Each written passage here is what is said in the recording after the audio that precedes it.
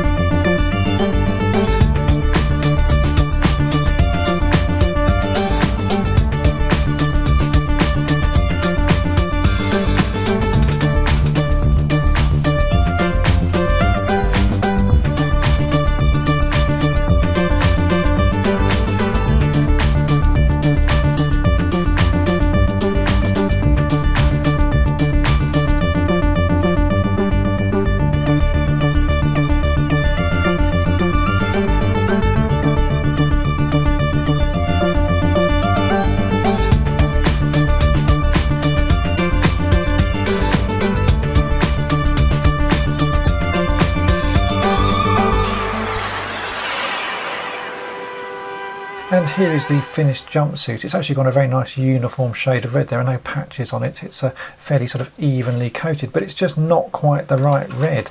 If you hold it up to the packet, you can see it's a little bit darker than the packet. And if I actually hold it against an original jumpsuit, you can see it's much darker.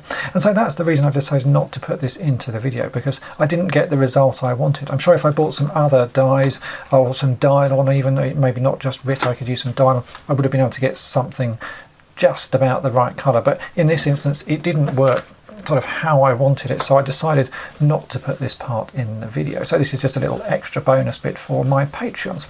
So I hope this video has been of interest to you, and thanks for watching. Thanks for watching toy-polloi. Subscribe for more great videos. You can also follow toy-polloi on Twitter, Facebook, and Instagram.